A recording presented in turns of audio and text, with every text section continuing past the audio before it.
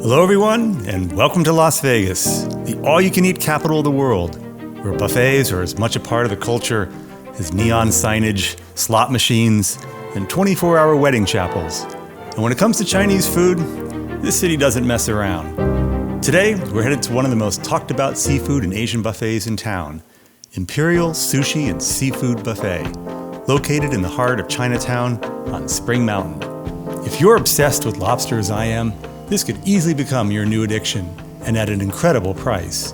The dinner option includes all the lobster, crab, and seafood you can eat, unlimited, at just $46.99 for adults or $42.99 for seniors. There are many, many excellent dishes here, but fair warning, Imperial is a mix of the good, the bad, and the delicious. But don't fret, we're here to help you navigate. All in all, the spread is massive. It's a full-on feast, and not just for lobster lovers. If you haven't been yet, you are in for a treat. Be sure to come hungry. Okay, let's get started. These honey walnut shrimp, minus the walnuts, are absolutely delicious. Just look at them. Big, plump, perfectly tender, with that classic briny sweetness. This dish became a Cantonese banquet staple in 1980s Hong Kong, but that's not all. It also changed the world. Okay, maybe that's a stretch, but it did change my world. From the first bite, I was hooked. It's still one of my all-time favorites. Honey walnut shrimp is a luxurious East meets West fusion that quickly won over hearts and taste buds around the world. The secret to nailing it? The batter. Too much cornstarch and it turns rigid. Too much flour and it goes doughy. But here, they got it just right. The breading is light and crisp, letting the shrimp shine. Then there's the sauce. It's easy to mess up, but this version hits the sweet spot. Just the right mix of mayo, sweetened condensed milk, and honey. The only thing missing? The candied walnuts. And honestly, while that's a bit of a disappointment, it's actually better than other versions of this dish I've had in Vegas, in which they offer up just raw walnuts. Well, this is a strong start, and right about now, I can't wait to see what's next. These grilled oysters are a masterpiece. Plump, fresh, and delivering just the right amount of smoky char. The bold flavors of garlic and ginger blend beautifully, while a touch of fresh spicy pepper adds a wonderful kick. Honestly, these might be some of the best oysters I've had in Vegas. And if you've seen some of our other videos, you know I've had some pretty good oyster dishes. But these? Buttery with a briny perfection. I could eat these and nothing else and be happy. Trust me, you're gonna love them, and you'll be thanking me later. There was once a restaurant in the Beverly Center in LA called Todai. It was a California buffet chain with over 20 locations around the Pacific Rim. It served a shrimp dish similar to this. Their shrimp slipped out of the shell more easily, but the flavor here takes you right back to Todai's Mayo shrimp. That's what they called it. Not a very glamorous name. Anyway, I'm loving every bite. The Korean short ribs, or Galbi, are next level delicious. This dish has deep roots in Korean cuisine, traditionally marinated in a blend of soy sauce, sugar, garlic, ginger, and sesame oil before being grilled to perfection. The result? A smoky char, rich umami, and a flawless balance of sweet and savory flavors. These ribs are melt-in-your-mouth tender, juicy, and packed with luscious fatty goodness. The flavor is pure indulgence. If you were to try but one thing here, this would be a serious contender, and you don't want to pass them by. Though a little smaller of a version, these giant shrimp remind me of the ones I love so much at the Wicked Spoon. It's my favorite dish at that buffet, and it's so high on my list, I'd go there just for this dish alone. Well, this is a close second to those shrimp. They're meant to be eaten shells and all, just like a soft-shell crab. But if you'd rather, they're not that difficult to peel. The garlic and salt and pepper flavor infuses the whole shrimp down to its very core. I can get lost in this dish. It's one of my all-time favorite preparations of shell-on shrimp, when done right. And this is nearly a perfect rendition. According to YouTube, only 20% of those watching right now are subscribed. Subscribing is free, and it greatly helps this channel grow and allow us to bring you more reviews. So please take a moment to subscribe. We'd really appreciate it. The mussels are outstanding. Bright, tangy, and bursting with citrusy yuzu and fresh lime. A touch of cilantro and spicy pepper adds a Thai-inspired kick that makes each bite practically sing. It made me want to sing as well, but I'll spare your eardrums. I love poke, and this one is incredibly fresh. Judging by how fast people are going through it, it's clearly a favorite. Unlike at some buffets, where poke sits and loses its vibrancy, this one is in constant demand. The tuna's top tier, dressed in a velvety aioli, fresh fish roe with a sriracha kick that enhances its natural sweetness. Speaking of tuna, the sashimi is as fresh as it gets. Its electric pink hue is almost as vibrant as fresh-cut watermelon. It needs nothing more than a whisper of soy sauce. Pure perfection. Now the peel and eat shrimp. They're a good size, but I prefer mine peeled and ready to eat. That said, they're undeniably delicious. Sweet, briny, and full of ocean-fresh flavor. Just a bit of a pain in the tush to eat. If you love crab, you are in the right place. Imperial is a crab lover's paradise, offering multiple styles that showcase the versatility of this prized shellfish. On the buffet line, you'll find Cantonese-style deep-fried crab, Chinese garlic crab, and cold crab legs served chilled and steamed. The Cantonese style often involves flash frying the crab with light seasoning to keep the sweet meat front and center. Today, I'm indulging in cold crab legs. Crab at its purest. Steamed, chilled, and served simply. They're clean tasting and naturally sweet. The shells crack open with ease, a sure sign they haven't been over-frozen or overcooked. If you're a crab fan, this buffet is one you will not want to miss. Las Vegas has plenty of top-notch all-you-can-eat sushi spots, so I rarely go for sushi at Ace buffets. But these rolls were so vibrant, I couldn't resist. They're unlabeled, so bear with me, I'll be doing a fair amount of educated guessing. First up, a crispy tempura battered roll with spicy salmon and cream cheese. Smooth, rich, and delicious. Next, a classic combo of tempura shrimp, imitation crab, and avocado. Not my favorite. I'm not a big fan of fake crab. And here, well, now we're talking. Spicy tuna topped with fresh tuna, bold and flavorful. But wait, this one might be even better. A fiery sriracha spiced tuna roll finished with briny fish roe. Yum, and definitely my favorite. All in all, quite a good offering of sushi. I guess with sushi in your name, it's to be expected. But I've had such bad luck with sushi at these Ace buffets. This was a perfect example of what they call surprise and delight. Okay, now the soups. My recommendation would be to steer clear of them. They're very underwhelming. In fact, I'll go so far as to say they're terrible. The hot and sour, well, saying it's bland would require redefining the word bland to mean tasteless. The other soups are about as flavorful as bathwater. And, warning, the dim sum looks factory made and a flavor to back up its looks. Terrible. But we'll get into more about the dim sum in a few minutes. The beef rib is tender with plenty of rich fat, but the Chinese five-spice dominates more than I'd like. Though tolerable in small doses, most of you who've watched my videos know I'm not the biggest fan of five-spice. It makes sense for an Asian buffet, but after one bite, I've had my fill. Merely saying it's flavorful is the same as saying a sledgehammer to the toe is impactful. Well, definitely not something I crave. The Western-style all-American pork rib, on the other hand, is fantastic. The sauce, probably not house-made, is still outstanding.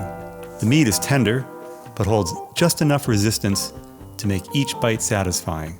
That perfect chew that gives you just a little fight. That's the ideal texture most people desire in a rib. The salt and pepper calamari is crisp, but a little too greasy. The garlic is bold and unapologetic, and the jalapenos bring the perfect heat. The mushrooms are an unexpected surprise. They're probably one of my favorite things on the buffet today. The shiitakes are earthy, and the thick slices of king oyster are meaty and satisfying. The blend of soy, garlic, and white pepper makes every bite rich and savory. I could eat a whole lot more of these, but I need to pace myself.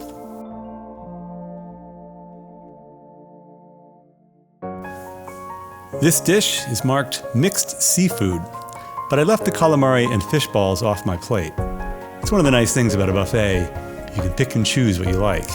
So today, as far as I'm concerned, having left out a few undesirable items, I've transformed it into a simple stir-fry shrimp dish. The shrimp were nice and plump with a fresh taste. I was a little hesitant about this dish as I've not seen the tray getting replenished quite as frequently as they do like the honey walnut shrimp. It's usually a sign it's not popular and therefore probably not very good. But it has nice flavors of garlic and a clear cornstarch-based garlicky gravy. The cauliflower is a nice touch of freshness, and the jalapenos add a nice bit of heat. Finally, the bell peppers give this dish a welcome freshness. Overall, a solid dish with a well-balanced mix of flavors and textures. Chow mein. I love a good chow mein. But this ain't it, kid. It tastes like it was deep fried in oil that should have been put out to pasture days ago. I'm extra sensitive to bad or off-brand oils, especially when they're moments away from shuffling off their mortal coil, and this one hit every wrong note. As for the rest of the dish, the noodles had that tragic, expired and past their prime flavor, like they gave up on life hours ago. Good thing you didn't see me discreetly eject a bite into my napkin. Some things are best left off camera. The cheesy mussels are outstanding, rich, decadent, and packed with deep, buttery flavor.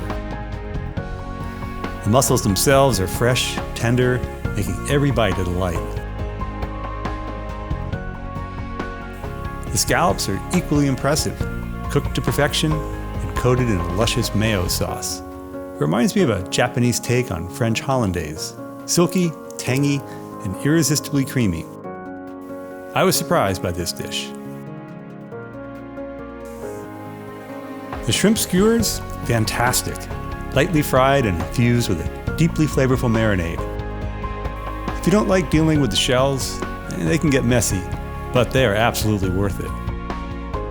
The clams burst with freshness, loaded with garlic, jalapenos, and green bell peppers. They're replenished often, so every bite stays hot and flavorful. The giant clam is incredibly sweet, with no fishy aftertaste, and the vermicelli is so good it could stand on its own. Together, they create a perfect balance of texture and taste. I really like this dish. Now on to the dim sum. They sure have a lot of options, but few worth eating. We began with the sticky rice and lotus leaf, or as we refer to them, little anvils. They're usually one of my favorite dim sum items, but this version, total letdown. The flavors are bland, the filling, skimpy, and it's just not worth the carbs. It's mostly sticky rice with just a small amount of roast pork, mushrooms, and not much else. Boring and forgettable. I bet they make very few of these dishes in-house, though unfortunately, the shrimp tempura is one of them.